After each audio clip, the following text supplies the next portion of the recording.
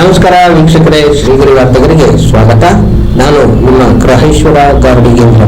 ದಿನಾಂಕ ಜೂನ್ 12, 2025ರಂದು ಮೈಸೂರಿನ ಸಿಪಾಯಿ ಗ್ರ್ಯಾಂಡ್ ಹೋಟೆಲ್ನಲ್ಲಿ ಗುರುವಾರ ವಿಧಾನಸಭೆಯ ವಿರೋಧ ಪಕ್ಷದ ನಾಯಕ ಆರ್ ಅಶೋಕ್ ಪತ್ರಿಕಾಗೋಷ್ಠಿಯಲ್ಲಿ ಮಾತನಾಡಿದರು. ಈ ಸಂದರ್ಭದಲ್ಲಿ ಶಾಸಕ ಟಿ.ಎಸ್. ಶ್ರೀವತ್ಸ, ಮಾಜಿ ಸಂಸದ ಪ್ರತಾಪ್ ಸಿಂಹ, ನಗರ ಬಿಜೆಪಿ ಅಧ್ಯಕ್ಷ ನಾಗೇಂದ್ರ, ವಿಧಾನ ಪರಿಷತ್ ಸದಸ್ಯ ಕೇಶವ ಪ್ರಸಾದ್, ಬಿಜೆಪಿ ಅಲ್ಪಸಂಖ್ಯಾತ ಮೋರ್ಚಾ ರಾಜ್ಯಾಧ್ಯಕ್ಷ ಡಾ. ಅನಿಲ್ ಥಾಮಸ್, ಮಾಜಿ ಮೇಯರ್ ಸಂದೇಶ್ ಸ್ವಾಮಿ, ಯಶಸ್ವಿನಿ ಸೋಮಶೇಖರ್, ಮಹದೇವಯ್ಯ ಹಾಗೂ ಇತರರು ಪತ್ರಿಕಾಗೋಷ್ಠಿಯಲ್ಲಿ ಉಪಸ್ಥಿತರಿದ್ದರು. ದೇಶ ಇವತ್ತು ಒಂದು ಮಹತ್ವದ ಘಟ್ಟಕ್ಕೆ ಹೋಗ್ತಾ ಇರುವಂಥ ಒಂದು ಪರ್ವಕಾಲ. ನರೇಂದ್ರ ಮೋದಿಯವರ 12 ವರ್ಷದ ದುಡಿಮೆ ಏನಿದೆ, ಸಾಧನೆ ಏನಿದೆ, ಮಾಡಿರ್ತಕ್ಕಂಥ ಡೆವಲಪ್ಮೆಂಟ್, ಈ ಎಲ್ಲ ವಿಚಾರಗಳು ಇವತ್ತು ದೇಶದ ಜನ ಮೆಚ್ಚಿ ನರೇಂದ್ರ ಮೋದಿಯವರನ್ನ 3ನೇ ಬಾರಿ ಪ್ರಧಾನಮಂತ್ರಿಯಾಗಿ ಮಾಡಿರುವಂಥದ್ದು ಸ್ಪಷ್ಟ ಸಂದೇಶವನ್ನ ದೇಶದ ಜನ ಕೊಟ್ಟಿದ್ದಾರೆ. ನಾನು ದೇಶದ ಜನತೆಗೂ ಈ ಸಂದರ್ಭದಲ್ಲಿ ಅಭಿನಂದನೆ ಹೇಳ್ತೀನಿ ಮತ್ತು ನಮ್ಮ ಕೇಂದ್ರ ಸರ್ಕಾರಕ್ಕೂ ಕೂಡ ನಾನು ಅಭಿನಂದನೆಯನ್ನು ತಿಳಿಸ್ತಾ ಇದ್ದೀನಿ. ಪ್ರಮುಖವಾಗಿ ನಮ್ಮ ದೇಶ ಹಿಂದೆ ಕಾಂಗ್ರೆಸ್ ಆಡಳಿತದಲ್ಲಿ, ಅದು ನೆಹರು ಇರ್ಬೋದು, ಇಂದಿರಾ ಗಾಂಧಿ ಇರ್ಬೋದು, ರಾಜೀವ್ ಗಾಂಧಿ ಇರ್ಬೋದು, ಲೇಟೆಸ್ಟ್ ಕಾಂಗ್ರೆಸ್ ಅಂದರೆ ಮನಮೋಹನ್ ಸಿಂಗ್ ಅವರು. ಮನಮೋಹನ್ ಸಿಂಗ್ ಅವರ 10 ವರ್ಷದ ಆಡಳಿತ, ನರೇಂದ್ರ ಮೋದಿಯವರ 11 ವರ್ಷದ ಆಡಳಿತವನ್ನು ನೀವು ಟ್ಯಾಲಿ ಮಾಡಿದ್ರೆ, ಏನು ಕಳೆದ ಕಾಂಗ್ರೆಸ್ಸಿನ ಆಡಳಿತದಲ್ಲಿ ಏನು ಅಭಿವೃದ್ಧಿ ಆಗಿತ್ತು ಅದರ 3 ಪಟ್ಟು 4 ಪಟ್ಟು ಅಭಿವೃದ್ಧಿಯನ್ನು, ದೇಶ ಪ್ರಗತಿಯನ್ನು ಸಾಧನೆ ಮಾಡಿದೆ. ದೇಶ ಇವತ್ತು ಆರ್ಥಿಕ ಸ್ಥಿತಿಯಲ್ಲಿ ನಮ್ಮ GDP ಇರ್ಬೋದು ಮತ್ತು ಉದ್ಯೋಗ ಸೃಷ್ಟಿ ಇರ್ಬೋದು, ಎಲ್ಲದರಲ್ಲೂ ಕೂಡ ಇವತ್ತು ದೇಶ ಮುನ್ನಡೆಯನ್ನು ಸಾಧಿಸಿದೆ. ದೇಶದ ಆರ್ಥಿಕ ಸ್ಥಿತಿ ಮನಮೋಹನ್ ಸಿಂಗ್ ಅವರಿದ್ದಾಗ ನಾವು 10ರಿಂದ 11ನೇ ಸ್ಥಾನದಲ್ಲಿ ಆ ಬ್ಯಾಲೆನ್ಸಿಂಗ್ ಅಲ್ಲಿದ್ರಿ. 10ರಿಂದ ಪ್ರಪಂಚದ ಸಾಲಿನಲ್ಲಿ 10ರಿಂದ 11ನೇ ಸ್ಥಾನಕ್ಕೆ ನಾವು ಫೈಟ್ ಮಾಡ್ತಾ ಇದ್ವಿ. 11ರಿಂದ 10ಕ್ಕೆ ಬರಬೇಕು ಅನ್ನೋ ಫೈಟಲ್ಲಿ ನಾವು ಇದ್ರಿ. ಆದರೆ ನರೇಂದ್ರ ಮೋದಿ ಅವರು ಅಧಿಕಾರ ತೆಗೆದುಕೊಂಡ್ಮೇಲೆ ಇವತ್ತಿನ ಸ್ಥಿತಿ ನಮ್ಮದು, ನಾವು ಜಪಾನನ್ನು ಮೀರಿಸಿ, ಕರೆಕ್ಟಾ, ಜಪಾನನ್ನು ಮೀರಿಸಿ 4ನೇ ಸ್ಥಾನಕ್ಕೆ ಬಂದಿದ್ದೀವಿ ನಾವು. ಅದನ್ನು ನಾವು ಹೇಳ್ತಾ ಇಲ್ಲ, ಇಡೀ ಪ್ರಪಂಚ ಹೇಳ್ತಾ ಇದೆ. ಪ್ರಪಂಚದ ಆರ್ಥಿಕ ತಜ್ಞರು ಹೇಳ್ತಾ ಇದ್ದಾರೆ. ಮುಂದೆ ನಾವು ಅದನ್ನು 3ನೇ ಸ್ಥಾನಕ್ಕೆ ತೆಗೆದುಕೊಂಡು ಹೋಗ್ಬೇಕು. ಯಾರು ನಮ್ಮನ್ನು ಆಳಿದ್ರು ಬ್ರಿಟಿಷರು 106 ವರ್ಷ, ಆ ದೇಶವನ್ನು ಮೀರಿಸಿ ನಾವು ಮುಂದೆ ಹೊರಟೋಗಿದ್ದೀವಿ. ಅಂದರೆ ನರೇಂದ್ರ ಮೋದಿಯವರ ನಿಲುವುಗಳು, ಗಟ್ಟಿ ನಿಲುವುಗಳಿಂದ ಇವತ್ತು ದೇಶವನ್ನು ಸದೃಢ ಮಾಡಿದ್ದಾರೆ. ಹಿಂದೆ ಒಂದು ಕಾಲ ಇತ್ತು, ಗೋಧಿಗೋಸ್ಕರ ನಾವು ಅಮೆರಿಕಾದಲ್ಲಿ ಕೈ ಚಾಚುವಂತ, ಇಂದಿರಾ ಗಾಂಧಿ ಅವ್ರ ಕಾಲ ಇರ್ಬೋದು, ನಾವೆಲ್ಲ ಸಣ್ಣ ಮಕ್ಕಳು, ಗೋಧಿಗೋಸ್ಕರ ಕೈ ಚಾಚುವಂತ ಪರಿಸ್ಥಿತಿಯನ್ನು ಅವತ್ತು ಕಾಂಗ್ರೆಸ್ ತಂದಿದ್ರು. ಆದರೆ ಇವತ್ತು ನಾವು ಕೋವಿಡ್ ಅಂತ ಸಂದರ್ಭದಲ್ಲೂ ಕೂಡ ಸುಮಾರು 100ಕ್ಕೂ ಹೆಚ್ಚು ದೇಶಗಳಿಗೆ ಕೋವಿಡ್ ವ್ಯಾಕ್ಸಿನ್ ಅನ್ನ ಕೊಟ್ರಿ ನಾವು. ಹಿಂದೆ ಈ ತರ ಡಿಸೀಸ್ ಬಂದಾಗ ನಾರ್ಮಲಿ 90 ವರ್ಷಕ್ಕೆ 100 ವರ್ಷಕ್ಕೆ ಈ ತರದ ಡಿಸೀಸ್ ಬರ್ತದೆ. ಹಿಂದೆ ಆ ಪ್ಲೇಗ್ ಬರ್ತಾ ಇತ್ತು. ಅಂತ ಸಂದರ್ಭದಲ್ಲಿ ನಾವು ಅಮೆರಿಕದ ಕಡೆ ನೋಡ್ತಾ ಇದ್ರಿ, ನಾವು ಔಷಧಿಗೋಸ್ಕರ, ಮೆಡಿಸಿನ್ಗೋಸ್ಕರ. ಇವತ್ತು ನಾವು ಬೇರೆ ದೇಶಕ್ಕೆ ಕೊಡುವಂತ ಒಂದು ಪರಿಸ್ಥಿತಿಗೆ ನಮ್ಮ ದೇಶ ಬಂದಿದೆ. ನನಗೆ ಒಬ್ಬ ದೇಶದ ಅಧ್ಯಕ್ಷ, ಪ್ರಧಾನಿ ಇರ್ಬೋದಾನೋ ಅಧ್ಯಕ್ಷ, ಅವರು ನರೇಂದ್ರ ಮೋದಿ ಅವರ ಕಾಲಿಗೆ ಬೀಳ್ತಾರೆ. ಇತಿಹಾಸ ಇದು. ನಮಗೆ ಕಷ್ಟ ಕಾಲದಲ್ಲಿ ನೀವು ಸಹಾಯ ಮಾಡಿದ್ದೀರಾ, ಮೆಡಿಸಿನ್ ಕೊಟ್ಟಿದ್ದೀರಾ ಅಂತೇಳಿ ಅವರ ಕಾಲಿಗೆ ಬೀಳುವಂಥ ಒಂದು ಸ್ಥಿತಿಯನ್ನು ನಮ್ಮ ದೇಶದ ಪ್ರಧಾನಿ ಅಂದರೆ ನರೇಂದ್ರ ಮೋದಿ ಗೌರವ ಬಂದಿದೆ ಅಂತಲ್ಲ, ನರೇಂದ್ರ ಮೋದಿಗೂ ಗೌರವ ಬಂದಿದೆ, ನಮ್ಮ ದೇಶದ ಪ್ರತಿಯೊಬ್ಬ ಪ್ರಜೆಗೂ ಗೌರವ ಬಂದಿದೆ. ಹಿಂದೆ ಮನಮೋಹನ್ ಸಿಂಗ್ ಇದ್ದಾಗ ನಮ್ಮ ತಲಾ ಆದಾಯ 6,000, ತಲಾ ಆದಾಯ 6,000. ಇವತ್ತದು 20,000. ಮೋದಿಯವರು ಬಂದ ಮೇಲೆ ಕೇಳ್ತಾರಲ್ಲ, ಕಾಂಗ್ರೆಸ್ ಅವರು ಭಾಳ ಹೇಳ್ತಾರೆ ನಮಗೆ ಏನು ಅಭಿವೃದ್ಧಿ ಅಂತ ಹೇಳಿದ್ರೆ ಮನಮೋಹನ್ ಸಿಂಗ್ ಅವ್ರನ್ನ ನೋಡಿ ಅಂತ. ಮನಮೋಹನ್ ಸಿಂಗ್ ಅವರಿಗೆ ಟ್ಯಾಲಿ ಮಾಡಿ ನಾನು ಹೇಳ್ತಾ ಇರೋದು. ಮನಮೋಹನ್ ಸಿಂಗ್ ಅವರ ಆಡಳಿತ ಏನಿತ್ತು 2014ರವರೆಗೂ 14ರ ಆದಾಯನ ತೆಗೆದುಕೊಂಡ್ರು ಕೂಡ 6,000 ಇದ್ದಿದ್ದು ಇವತ್ತು 20,000 ಆಗಿದೆ. ಗಾದೆ ಇದೆ, ಚೈನಾದಲ್ಲಿ ಮಳೆ ಇದ್ರೆ ಇಲ್ಲಿ ಕೊಡೆ ಹಿಡಿಯುವಂಥ ಜನ ನಮ್ಮಲ್ಲಿ ಇರೋರು. ನಾವು ಈ ಕಮ್ಯುನಿಸ್ಟ್ ಅವ್ರಿಗೆ ಅದನ್ನ ಹೇಳ್ತಾ ಇದ್ರಿ. ಬೆಲೆ ಏರಿಕೆಯಲ್ಲಿ ಗ್ಯಾಸ್ ಬೆಲೆ ಮನಮೋಹನ್ ಸಿಂಗ್ ಅವರಿದ್ದಾಗ 2014ರಲ್ಲಿ 450 ರೂಪಾಯಿ, ಕರೆಕ್ಟಾ? 450 ರೂಪಾಯಿ ಸಬ್ಸಿಡಿ.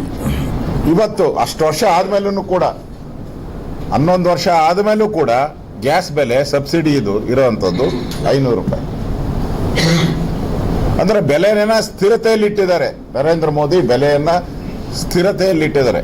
ಹಣದುಬ್ಬರ ಅವಕಾಶ ಕೊಡಲಿಲ್ಲ. ಸಬ್ಸಿಡಿ ಇದ್ದಿದ್ದು ನಾನ್ ಸಬ್ಸಿಡಿ ಮನಮೋಹನ್ ಸಿಂಗ್ ಇದ್ದಾಗ 1,250 ರೂಪಾಯಿ, 1,250 ರೂಪಾಯಿ ಮನಮೋಹನ್ ಸಿಂಗ್ ಇದ್ದಾಗ. ಈಗ 850 ರೂಪಾಯಿ. ಹೌದು. ಅದೇ ರೀತಿ ಉಗ್ರಗಾಮಿ ದಾಳಿ ಇರ್ಬೋದು, ಕಾಶ್ಮೀರದಲ್ಲಿ ನೋಡಿದಿರಿ, ದೇಶದಲ್ಲಿ ನಾವು ನೋಡಿದಿರಿ. ಮನಮೋಹನ್ ಸಿಂಗ್ ಅವರಿದ್ದಾಗ ಸುಮಾರು 9,000ಕ್ಕೂ ಹೆಚ್ಚು ಅವರ 10 ವರ್ಷದಲ್ಲಿ ಭಯೋತ್ಪಾದನಾ ದಾಳಿಯಾಗಿದೆ. ಈಗ ಹೇಗೆ ಅಂದರೆ ನರೇಂದ್ರ ಮೋದಿ ಅವರು ಬಂದ ಮೇಲೆ ದಾಳಿ ಮಾಡಿರೋದು ಬಹಳ ಕಡಿಮೆ, ಆದರೆ ಪ್ರತಿ ದಾಳಿ ನಮ್ಮದು ಆಕ್ಷನ್ಗೆ ರಿಯಾಕ್ಷನ್ ಇಮಿಡಿಯೇಟ್. ಅವಾಗ ಆಕ್ಷನ್ ಆದರೆ ನೋ ರಿಯಾಕ್ಷನ್. ಬಾಂಬೆಯಲ್ಲಿ ದಾಳಿ ಆಯಿತು, ಸುಮಾರು 200ಕ್ಕೂ ಹೆಚ್ಚು ಜನ ಸತ್ತರು. ಅವಾಗ ನೋ ರಿಯಾಕ್ಷನ್. ಆದರೆ ಈಗ ಆಕ್ಷನ್ ಮಾಡಿದ್ರೆ ಇಮಿಡಿಯೇಟ್ ರಿಯಾಕ್ಷನ್.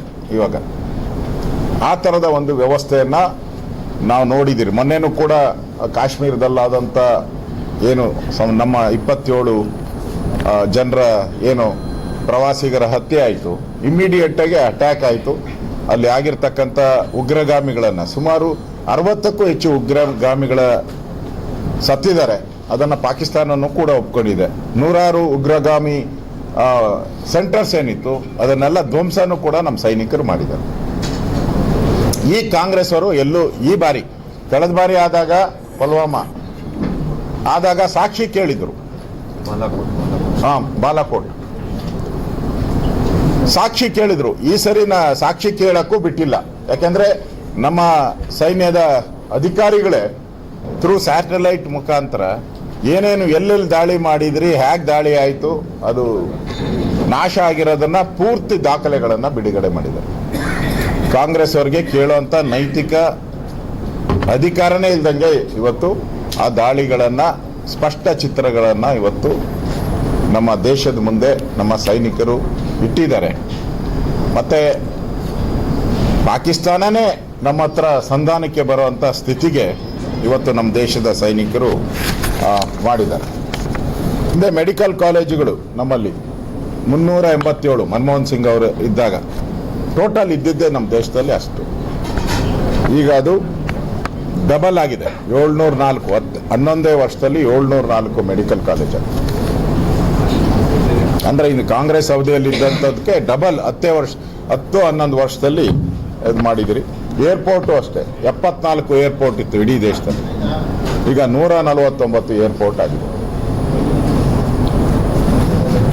ರಾಷ್ಟ್ರೀಯ ಹೆದ್ದಾರಿ ಇರ್ಬೋದು, 91,000 ಕಿಲೋಮೀಟರ್ ಇದ್ದಿದ್ದು 1,45,000 ಕಿಲೋಮೀಟರ್ ಆಗಿದೆ.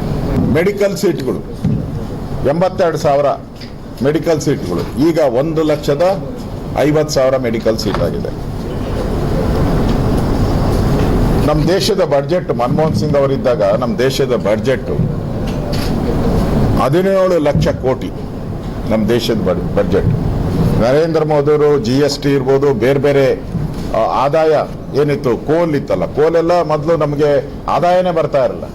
ಯಾವನ್ಗೋ ಪಾರ್ಟಿ ಫಂಡ್ ಕೊಡೋರಿಗೆ ಕೊಡ್ತಾ ಇದ್ರು. ಈಗ ಕೋಲ್ನ ಹರಾಜು ಹಾಕೋ ಮುಖಾಂತರ ಆದಾಯವನ್ನು ಸೃಷ್ಟಿ ಮಾಡಿದ್ದಾರೆ. ಈಗ 2020-25 ನಮ್ಮ ಬಡ್ಜೆಟ್ಟು 50.65 ಲಕ್ಷ ಕೋಟಿ. ಅಂದ್ರೆ ಮನಮೋಹನ್ ಸಿಂಗ್ ಇದ್ದಾಗಿಂತ ಈಗ ಹೇಗೆ ಮುಂದುವರೆದಿದ್ದೀರಿ ಅನ್ನೋದ್ರ ಬಗ್ಗೆ ನಾವು ಹೇಳ್ತಾ ಇದ್ದೀರಿ. ಒಂದು ಬೆಲೆ ಏರಿಕೆ ಬಗ್ಗೆನೆ ಅವತ್ತು ಬಲ್ಪ್ಗಳು, ಎಲ್ ಇ ಡಿ ಬಲ್ಪ್ಗಳು 450 ರೂಪಾಯಿ ಇತ್ತು. ಇವ್ರು ಬೆಲೆ ಏರಿಕೆ ಆಗಿದೆ ಅಂತಾರಲ್ಲ, 450 ಇತ್ತು. ಈಗ ಅದು 70 ರೂಪಾಯಿ ಸಿಗ್ತಾ ಇದೆ.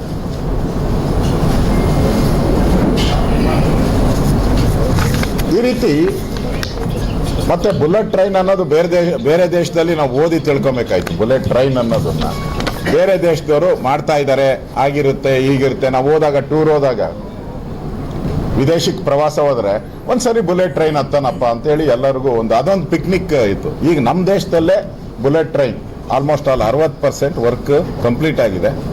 ಇನ್ನೊಂದು 40% ಆದರೆ ನಮ್ಮ ದೇಶದಲ್ಲೇ ಬುಲೆಟ್ ಟ್ರೈನ್ ಅನ್ನ ನೋಡೋವಂಥ ಒಂದು ಅಭಿವೃದ್ಧಿಯ ಸೂಚಕವನ್ನ ನಮ್ಮ ನರೇಂದ್ರ ಮೋದಿಯವರು ಇವತ್ತು ಕೊಟ್ಟಿದ್ದಾರೆ. ಸಬ್ಸಿಡಿ ಮೊದಲು ಮನಮೋಹನ್ ಸಿಂಗ್ ಅವರಿದ್ದಾಗ 30,000 ಕೋಟಿ ಸಬ್ಸಿಡಿಯನ್ನ ಕೊಡ್ತಾ ಇದೆ. ರೈತರಿಗೆ ಸಹಾಯ ಆಗಲಿ, ರೈತರ ಬೆಲೆಗಳಿಗೆ ಕೃಷಿ ಬೆಲೆಗೆ ಸರಿಯಾದಂಥ ಅವಕಾಶ ಸಿಗಬೇಕು ಅನ್ನೋದು ನರೇಂದ್ರ ಮೋದಿಯವರ ಬಯಕೆ. ಈಗ 1,27,000 ಕೋಟಿ ರೂಪಾಯಿ ಸಬ್ಸಿಡಿಯನ್ನ ಕೃಷಿಗೋಸ್ಕರ ನಮ್ಮಲ್ಲಿ ನಮ್ಮ ನರೇಂದ್ರ ಮೋದಿಯವರು ಕೊಡ್ತಾ ಇದ್ದಾರೆ. ಅದೇ ರೀತಿ ಹಿಂದೆ ಗ್ಯಾಸ್ ಸಂಪರ್ಕ ಮನಮೋಹನ್ ಸಿಂಗ್ ಇದ್ದಾಗ 14 ಕೋಟಿ ಕನೆಕ್ಷನ್ಸ್ ಇತ್ತು. ಈಗ ಅದು 31 ಕೋಟಿ ಆಗಿದೆ. ಕಳೆದ 11 ವರ್ಷದಲ್ಲಿ 4 ಕೋಟಿ ಮನೆಗಳನ್ನು ನಿರ್ಮಾಣ ಕೇಂದ್ರ ಸರ್ಕಾರ ಮಾಡಿದೆ. 4 ಕೋಟಿ. ಕಳೆದ 11 ವರ್ಷದಲ್ಲಿ 11 ಕೋಟಿ ಶೌಚಾಲಯನ ಮಾಡಿದಿರಿ. 27 ಕೋಟಿ ಜನ ಈ ಬಡತನ ರೇಖೆಗಿಂತ ಮೇಲೆ ಬಂದಿರ. ಇದು ನಾವೆಲ್ಲ ಹೇಳ್ತಾ ಇರೋದು, ವಿಶ್ವ ಬ್ಯಾಂಕೇ ಹೇಳಿದೆ ಭಾರತದಲ್ಲಿ 27 ಕೋಟಿ ಜನ ಬಡತನ ರೇಖೆಗಿಂತ ಮೇಲೆ ಬಂದಿದ್ದಾರೆ ಅಂತೇಳಿ. ಇನ್ನು ನಕ್ಸಲ್ ಚಟುವಟಿಕೆ ಮೊನ್ನೆನೂ ಕೂಡ ನಮ್ಮ ಹೋಮ್ ಮಿನಿಸ್ಟರ್ ಹೇಳಿದ್ದಾರೆ, ಝೀರೋ ಮಾಡ್ತೀರಿ ಇದನ್ನ, ನಕ್ಸಲ್ ಚಟುವಟಿಕೆಯನ್ನ ನಮ್ಮ ದೇಶದಲ್ಲಿ ಝೀರೋ ಆಗುತ್ತೆ. ನೋಡ್ತಾ ಇದ್ದೀರಿ ನಾವು, ಬೇರೆ ಬೇರೆ ಕಡೆ ಆದಾಗ ಅಟ್ಯಾಕ್ ಆಗಿ 10 ಜನ ಸತ್ರು, 20 ಜನ ಸತ್ರು ಸೈನಿಕರು ಅಂತೇಳಿ ಬರ್ತಾ ಇತ್ತು. ಈಗ ಅದನ್ನ ಝೀರೋ ಮಾಡ್ತೀನಿ ಅಂತ ನಮ್ಮ ಹೋಮ್ ಮಿನಿಸ್ಟರ್ ಹೇಳಿದ್ದಾರೆ. ಡಿಫೆನ್ಸ್ ಅಲ್ಲೂ ಕೂಡ ನಾವೆಲ್ಲ ಇಂಪೋರ್ಟ್ ಮಾಡ್ಕೊಂತ ಇದ್ರಿ.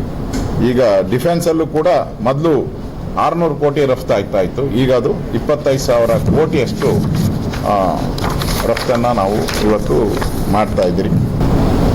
ಜನಾಬ್ ರೈಲ್ವೆ ಸೇತುವೆ, ವಿಶ್ವದ ಅತಿ ಎತ್ತರದ ರೈಲ್ವೆ ಸೇತುವೆ, ಆ ದಾಖಲೆಯನ್ನು ಕೂಡ ನಮ್ಮ ನರೇಂದ್ರ ಮೋದಿಯವರು ಮಾಡಿದ್ದಾರೆ. ಅಟಲ್ ಟನಲ್, ವಿಶ್ವದ ಅತಿ ದೊಡ್ಡ ಸುರಂಗ ಮಾರ್ಗ, ಅದು ಕೂಡ ನಮ್ಮ ನರೇಂದ್ರ ಮೋದಿಯವರ ಬಿಜೆಪಿಯ ಕಾಲದಲ್ಲಿ ಆಗಿರುವಂಥದ್ದು. ಹುಬ್ಬಳ್ಳಿಯ ರೈಲ್ವೆ ಪ್ಲಾಟ್ಫಾರ್ಮ್, ವಿಶ್ವದ ಅತಿ ಉದ್ದದ ಪ್ಲಾಟ್ಫಾರ್ಮ್ ಅನ್ನು ಕೂಡ ನಾವು ಮಾಡಿದ್ದೀರಿ. ಹೀಗೆ ನರೇಂದ್ರ ಮೋದಿಯವರು ಇವತ್ತು ವಿಶ್ವ ನಾಯಕರಾಗಿದ್ದಾರೆ. ಇವತ್ತು ಈಶಾನ್ಯ ರಾಜ್ಯಗಳಲ್ಲೂ ದೊಡ್ಡ ದೊಡ್ಡ ಅಭಿವೃದ್ಧಿ ಕಾರ್ಯಗಳನ್ನು ಮಾಡಿದ್ದಾರೆ. ಕಾಶ್ಮೀರ ನಮ್ಮದು 370 ಆರ್ಟಿಕಲ್ ಅನ್ನ ತೆಗೆದಾಕದ ಮೇಲೆ ಕಾಶ್ಮೀರ ನಮ್ಮದು ಅಂತ ಬಂದಿದೆ. ಮೊನ್ನೆನೂ ನೋಡಿದ್ದೀರ, ಈ ಘಟನೆ ಆದಾಗ ಇಡೀ ಕಾಶ್ಮೀರದಲ್ಲಿ ರ್ಯಾಲಿಗಳಾಗಿದೆ, ಭಾರತದ ಪರವಾಗಿ ರ್ಯಾಲಿ ಆಗಿದೆ. ಅಲ್ಲಿರುವಂಥ ಮುಸ್ಲಿಂ ಜನಾಂಗನೂ ಕೂಡ ಪಾಕಿಸ್ತಾನವನ್ನ ವಿರೋಧ ಮಾಡುವಂಥ ಸ್ಥಿತಿ. ಯಾಕೆ ಅಂತ ಹೇಳಿದ್ರೆ, ನಾನು ಕೂಡ ಅಲ್ಲಿ ಹೋಗಿದ್ದೆ. ಅಲ್ಲಿ ನಡೀತಾ ಇರುವಂಥ ಅಭಿವೃದ್ಧಿ ಕಾರ್ಯ, ಅಲ್ಲಿ ಪ್ರತಿಯೊಬ್ಬರಿಗೂ ಆದಾಯ ಬರೋ ರೀತಿ ಇವತ್ತು ನರೇಂದ್ರ ಮೋದಿ ಮಾಡಿದ್ದಾರೆ. ಮತ್ತೆ 370 ಆರ್ಟಿಕಲ್, ಇದು ಮೋದಿಯ ಶಕ್ತಿಯನ್ನ ತೋರಿಸುತ್ತೆ, ಅವರ ದೃಢತೆಯನ್ನ ತೋರಿಸುತ್ತೆ, ಬಿಜೆಪಿ ಆಡಳಿತದ ದೃಢತೆಯನ್ನ ತೋರಿಸುತ್ತೆ. ಅದರಿಂದ ಇಡೀ ದೇಶದ ಜನ ಮೆಚ್ಚುವಂತ ನರೇಂದ್ರ ಮೋದಿಯವರು 11 ವರ್ಷದ ಆಡಳಿತ ಇವತ್ತು ಜನಮೆಚ್ಚಿದ ಆಡಳಿತ. ಇದನ್ನು ರಾಜ್ಯದ ಜನ ಇರ್ಬೋದು, ದೇಶದ ಜನ ಇರ್ಬೋದು, ಎಲ್ಲರೂ ಕೂಡ ಸ್ವಾಗತ ಮಾಡ್ತಾ ಇದ್ದಾರೆ. ನಮ್ಮ ಇಡೀ ಎಲ್ಲ ದೇಶದ ಎಲ್ಲ ನಾಗರಿಕರು ಕೂಡ ಇಂಥ ಒಂದು 11 ವರ್ಷದ ಸಾಧನೆ, ಮೋದಿಯವರ ಸಾಧನೆಯನ್ನು ಜನ ಮೆಚ್ಚೋ ರೀತಿ ಆಚರಣೆ ಮಾಡಬೇಕು ಅನ್ನೋ ದೃಷ್ಟಿಯಿಂದ ನಾವು BJP ಕೂಡ ಈ ತಿಂಗಳು ಪೂರ್ತಿಯಾಗಿ ಅಭಿಯಾನವನ್ನು ನಾವು ಮಾಡ್ತಾ ಇದ್ದೀವಿ. ಮೋದಿಯವರು ಏನು ಸಾಧನೆಯನ್ನು ತಂದಿದ್ದಾರೆ, ಇದರಿಂದ ದೇಶಕ್ಕೇನು ಒಳ್ಳೆಯದಾಗಿದೆ, ರಾಜ್ಯಕ್ಕೇನು ಒಳ್ಳೆಯದಾಗಿದೆ, ಇನ್ನಷ್ಟು ರಾಜ್ಯದ ಡೆವಲಪ್ಮೆಂಟ್. ನೆನ್ನೆನೂ ಕೂಡ ರೈಲ್ವೆಗೆ ಸಂಬಂಧಪಟ್ಟಂತೆ ಮಾನ್ಯ ಸೋಮಣ್ಣ ಅವರು ಕೂಡ ಪತ್ರಿಕಾ ಸಂದರ್ಶನದಲ್ಲಿ ಹೇಳಿದ್ದಾರೆ, ಅನುದಾನಗಳು ಬಂದಿರೋವಂಥದ್ದು. ನಾನಲ್ಲ, ಕೊನೆಯದಾಗಿ ನಾನು ಹೇಳೋವಂಥದ್ದು, ನಾನು ಕೂಡ ರೆವಿನ್ಯೂ ಮಿನಿಸ್ಟರ್ ಆಗಿದ್ದೆ ಕಳೆದ ಬಾರಿ. ಆ ಸಂದರ್ಭದಲ್ಲಿ ನನಗೆ ಪ್ರಶ್ನೆಯನ್ನು ಕೇಳಿದ್ರು ಸಿದ್ದರಾಮಯ್ಯನವರು, ಕೇಂದ್ರ ಸರ್ಕಾರದಿಂದ NDRF ಹಣ ಎಷ್ಟು ಅನುದಾನ ತಾರತಮ್ಯ ಆಗಿದೆ ಅಂತೇಳಿ ಪದೇ ಪದೇ ಹೇಳ್ತಾ ಇದ್ರು. ನಾನು ಚಾರ್ಟೇ ಕೊಟ್ಬಿಟ್ಟಿದ್ದೀನಿ ಅವರು. ನಮಗೆ NDRF ಅಲ್ಲಿ ಪ್ರವಾಹ ಆದಾಗ, ಬರ ಆದಾಗ ಏನು ಮನಮೋಹನ್ ಸಿಂಗ್ ಆಡಳಿತದಲ್ಲಿ ಹಣ ಕೊಟ್ಟಿದ್ರು ಅದಕ್ಕಿಂತ 4 ಪಟ್ಟು ಹೆಚ್ಚು ಕೊಟ್ಟಿದ್ದಾರೆ. 4 ಟೈಮ್ಸ್ 10 ವರ್ಷದಲ್ಲಿ. ನಾನು 11ನೇ ವರ್ಷ ಬಿಟ್ಟಿದ್ದೀನಿ. 10 ವರ್ಷದಲ್ಲಿ ಅವರು ಏನು ಕೊಟ್ಟಿದ್ರು ಅದಕ್ಕಿಂತ 4 ಪಟ್ಟು ಜಾಸ್ತಿಯಾಗಿ ಹಣವನ್ನು ನಮ್ಮ ರಾಜ್ಯಕ್ಕೆ ಕೊಟ್ಟಿದ್ದಾರೆ. ಅದೊಂದೇ ವಿಚಾರವಾಗಿ. ಇನ್ನು ರಸ್ತೆದು ನಿಮ್ಗೆ ಗೊತ್ತಿದೆ, ಬೆಂಗಳೂರು ಮೈಸೂರು ರಸ್ತೆಗೆ ಕೇಂದ್ರ ಸರ್ಕಾರನೇ ಹಣ ಬಿಡುಗಡೆ ಮಾಡಿರೋದು. ರೈಲ್ವೆಗೆ ಇರ್ಬೋದು, ಜಲ್ ಜೀವನ್ ಮಿಷನ್ ಪ್ರತಿ ಮನೆಗೂ ನೀರು ಕೊಡಬೇಕು ಅಂತ ಕೇಂದ್ರ ಸರ್ಕಾರ ಹಣ ಬಿಡುಗಡೆ ಮಾಡಿದೆ. ಇನ್ನು ನಮ್ಮ ರಾಜ್ಯ ಸರ್ಕಾರ ಅದನ್ನು ಸರಿಯಾದಂಥ ಒಂದು ವ್ಯವಸ್ಥೆಯಲ್ಲಿ ಮಾಡ್ತಾ ಇಲ್ಲ ಅಷ್ಟೇ. ಬಟ್ ಇಡೀ ದೇಶದಲ್ಲಿ ಜಲ್ ಜೀವನ್ ಮಿಷನ್ ಮುಖಾಂತರ ಮನೆಗೆ ನೀರು ಕೊಡುವಂಥ ಒಂದು ವ್ಯವಸ್ಥೆಯನ್ನು ಕೂಡ ಕೇಂದ್ರ ಸರ್ಕಾರ, ಅಭಿವೃದ್ಧಿ ವಿಚಾರವಾಗಿ ಪ್ರಶ್ನೆನೇ ಇಲ್ಲ. ನರೇಂದ್ರ ಮೋದಿ ಬಂದ ಮೇಲೆ ಅಭಿವೃದ್ಧಿ ಆಗಿದೆ ಅಂತ ಕಾಂಗ್ರೆಸ್ ಅವರು ಕೂಡ ಹೇಳ್ತಾರೆ. ದೇಶದ ಭದ್ರತೆ ವಿಚಾರ ಬಂದರೆ ಎಲ್ಲರೂ, ಇಡೀ ದೇಶದ ಜನ ಹೇಳ್ತಾರೆ, ನರೇಂದ್ರ ಮೋದಿ ಒಬ್ಬರಿಂದನೇ ಈ ದೇಶವನ್ನು, ಪಾಕಿಸ್ತಾನ ಇರ್ಬೋದು, ಚೈನಾ ಇರ್ಬೋದು, ಇತರೆ ಬಾಂಗ್ಲಾದೇಶ ಇರ್ಬೋದು, ಇವರನ್ನು ಕಾಪಾಡುವಂಥ ಶಕ್ತಿ ಇರುವಂಥದ್ದು ನರೇಂದ್ರ ಮೋದಿಯವರೇ. ಮತ್ತು ಇಂಥ ಸಂದರ್ಭದಲ್ಲಿ ರಾಹುಲ್ ಗಾಂಧಿ ಇದ್ದಿದ್ರೆ ಏನು ಅನ್ನೋ ಕಾಮೆಂಟ್ಗಳನ್ನು ಜನನೇ ಸೋಷಿಯಲ್ ಮೀಡಿಯಾದಲ್ಲಿ ಮಾಡ್ತಾ ಇದ್ದಾರೆ. ಅಂದರೆ ಒಟ್ಟಾರೆ ಇವತ್ತು ರಾಜ್ಯದ ಒಂದು ಅಭಿವೃದ್ಧಿಗೆ ಮತ್ತು ದೇಶದ ಅಭಿವೃದ್ಧಿಗೆ ನರೇಂದ್ರ ಮೋದಿಯವರ ಸಾಧನೆ ಜನ ಮೆಚ್ಚೋ ರೀತಿ ಸಾಧನೆಯನ್ನು ಮಾಡಿದ್ದಾರೆ. ನಾನು ರಾಜ್ಯದ ನಮ್ಮ ಎಲ್ಲ ನಾಯಕರ ಪರವಾಗಿ, ವೇದಿಕೆ ಮೇಲಿರೋ ಎಲ್ಲ ನಾಯಕರ ಪರವಾಗಿ ನಾನು ಕೇಂದ್ರ ಸರ್ಕಾರಕ್ಕೆ ಮತ್ತು ನರೇಂದ್ರ ಮೋದಿಯವರಿಗೆ ಅಭಿವೃದ್ಧಿ ಮಾಡಿರುವಂಥ ವಿಚಾರಕ್ಕೆ ಸಂಬಂಧಪಟ್ಟಂತೆ, ರಾಜ್ಯಕ್ಕೆ ಕೊಟ್ಟಿರುವಂಥ ಕೊಡುಗೆಗೆ ಸಂಬಂಧಪಟ್ಟಂತೆ ನಾನು ಕೇಂದ್ರ ಸರ್ಕಾರವನ್ನು, ನರೇಂದ್ರ ಮೋದಿಯವರನ್ನು ಅಭಿನಂದನೆ ಸಲ್ಲಿಸುತ್ತಿದ್ದೇನೆ. ಮತ್ತೆ ಮುಂದಿನ ವಾರ್ತೆಗರಿಯಲ್ಲಿ ಭೇಟಿಯಾಗೋಣ. ಶ್ರೀಗರಿ, ನಿಮ್ಮ ಮನದಾಳದ ಗರಿ. ನಮಸ್ಕಾರ.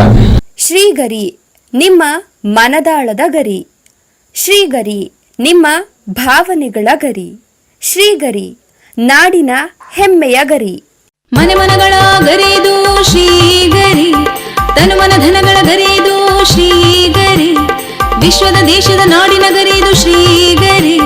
ಶ್ರೀಗರಿ ಶ್ರೀಗರಿ ಶ್ರೀಗರಿ ಶ್ರೀಗರಿ ಶ್ರೀಗರಿ, ನಿಮ್ಮ ಮನದಾಳದ ಗರಿ.